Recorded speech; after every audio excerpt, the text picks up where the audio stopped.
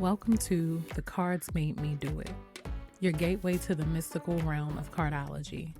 I'm Ayafa, here to explore how this esoteric science intertwines astrology, numerology, and the wisdom of the cards. Join me as we navigate life's mysteries through the lens of lunar cycles and celestial energies, unlocking insights that guide our path. Before we begin, I want to remind you that this podcast is a space for exploring deep, thought-provoking, and sometimes taboo topics. The goal is always to foster awareness, growth, and meaningful conversation, not to judge or harm. While I share insights from my experience as a human, certified cardologist, energy healer, and spiritual guide, this podcast is not a substitute for professional advice in legal, mental health, or medical matters. This is a brave space. If at any point you need to pause, reflect, or take a break, please honor that. Some content may challenge your perspective, and that's okay. We're here to explore, uncover, and evolve together. So I'm really hoping that this comes through the way I want it to. Welcome back to The Cards Made Me Do It. I am Ayafa. I really hope that this finds who it needs to find before or around the solar eclipse on March the 29th. If you don't know, eclipses are portals. And this portal began back in 2023 on April the 20th in Aries. Aries rules the first house in the astrological wheel. That is the one house that is strictly about you. The I am house is the modality of that. And when talking about that, when depicted like with a visual representation, they say that first of all, the eclipses are also, they have to do with the movement of the nodes, the lunar nodes, the south node and the north node in your astrology house. The south is supposed to be the letting go slash the undoing, and the north node is supposed to be what you're striving for. And personally, on a personal level, it's been hitting me tremendously because I don't know if it's a such thing as a nodal return, but I feel like it is, because this is hitting me personally, because this is hitting me personally because it's hitting personal for everybody. Let's just leave it at that. And the the head of the dragon, the nodal dragon, the head of the dragon is hungry. It devours. It's going after something. It's hungry. And what does the tail end do? It releases what it no longer needs. It releases the waste. So just think of your nodes like that, what you should be striving for and what you're supposed to release in terms of north node, south node. So I was looking at the dates in which these nodes take place. And when it started on an Ace of Diamonds day, which aces are always about beginnings, newness, beginnings. Aces are also about, if you can look at the cards in terms of the houses of the zodiac as well, because they're about 13. And I would say the 13th would be like the ether, but that's for another time. Um, but the aces are very first house like as well. And so with the ace of diamonds, that's going to bring a self-awareness and like a focus on finances. And it can be very transformative because the ace of diamonds does have a queen of spades in Pluto, which is also the planet of death, destruction, transmutation, transformation, and all that good stuff. And what's even more interesting is that our March 29th solar eclipse takes place on a Seven of Clubs day, and that Ace of Diamonds actually has the Seven of Clubs in Uranus. And, Uranus can be about innovation, the reaching the masses and things and such like that. It can, if you are familiar with the Orisha, Uranus is very, very much Oya like.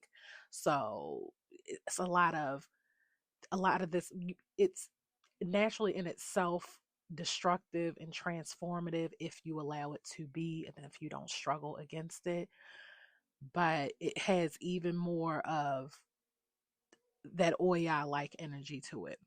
So, Ace is also like evaluation of new concepts and things and such like that. And, with the March 29th solar eclipse happening on a Seven of Clubs day, that sevens have to be spiritual.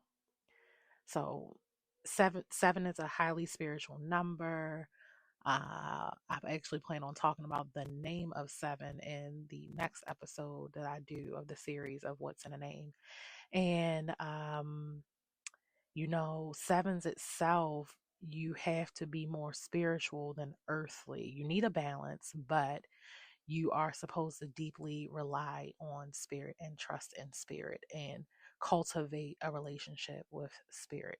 So, with the Seven of Clubs, it has to do with faith over fear, of course, definitely.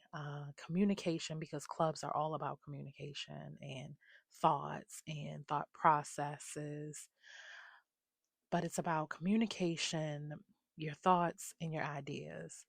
And it's very Neptune like. So that Neptune and Uranus, you kind of got to be, I can't even find the term that I'm looking for, but you really have to watch your thoughts in your speech because you can manifest so heavily with this energy. So you definitely want to be mindful of your thoughts and speech. What are you manifesting? What are you feeding? What are you feeding that dragon?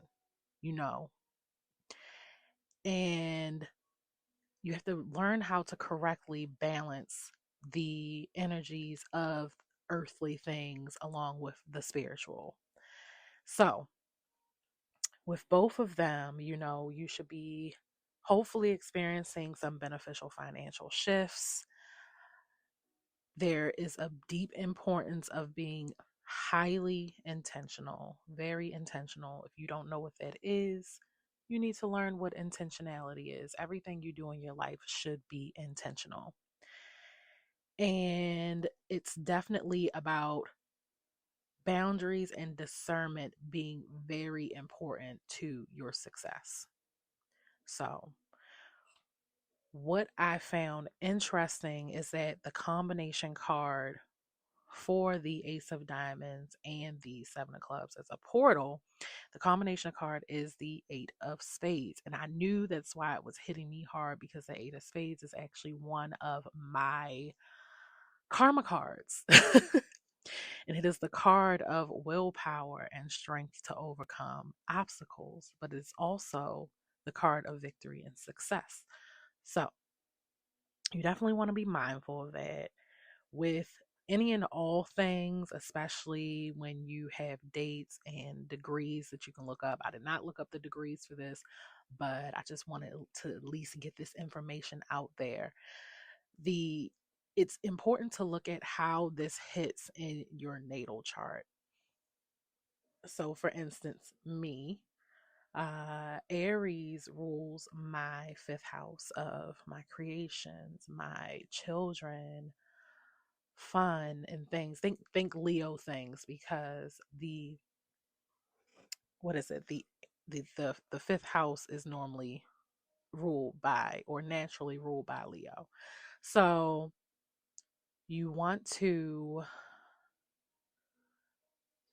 sit deeply with your natal chart and see how, like, what journey has this eclipse cycle or portal been taking you through for the past 2.5 years, however long it's been. um so yeah, So I could get a bit more personal, but I wanted to keep it short, keep it cute, keep it simple so that the message got out there. So if you're looking for any more insight, I am available for readings via queendaddysaturn.com. You can shoot me a DM. I am starting to do cardomancy readings, and those will be available soon on the website. But for now, you can DM me. I also do plan on doing a collective by the suit card pull as well, and I'll likely release that on or around the eclipse. So remember to be well and be intentional. Again, I'm Ayafa, and I'll be talking to you again soon. Peace.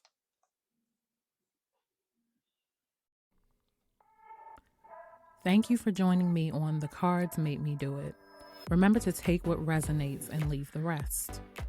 If you found value in today's journey, don't forget to like, share, and subscribe. Stay in tune with the cosmos and let the cards illuminate your path. Until next time, embrace the magic within and around you. Peace.